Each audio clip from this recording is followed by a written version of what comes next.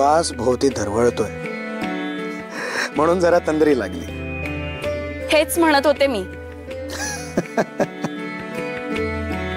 आज किती दिवसानंतर सखूला असं म्हणायची संधी मिळाली, लटका राग दाखवायची संधी मिळाली। होय हो, आज आपली सखू सुद्धा कितीतरी काळानंतर अशी प्रसन्न दिसते। वनवास संपवून घराच्या उभेत आलीये। बिचारी भोळी आहे हो,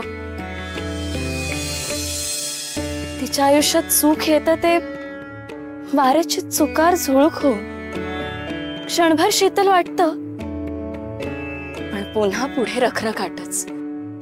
हो ना, बरोबर बोलते ना मी? पुढे काय, आणखी भयानक सासूरवास आणि दुःखच ना। देवी, अगं भरतीनंतर ओहोटी आणि ओहोटीनंतर पुन्हा भरती हा निसर्गाचाच नियम नाही का? सुखदुःखाचा हा लपंडाव म्हणजेच आयुष्य असतं।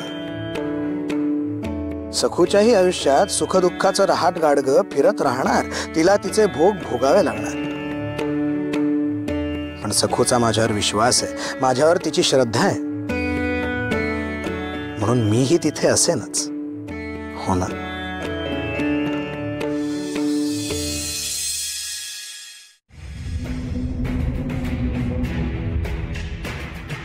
रमाई रमाई रमाई रमाई, अगं ए बाई, दिवाळीची सुरुवात काहीतरी भयानक बातमी सांगून वाईट करू नकोस।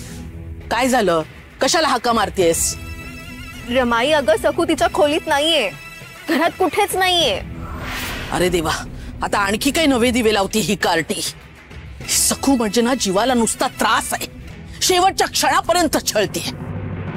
पण आता मोज म्हणावं खटका, दिवाळी संपता क्षणी वाजत गाजत बाबाजीच्या मठात घेऊन जाते तिला। चल बघूया कुठे आहे दिवटी।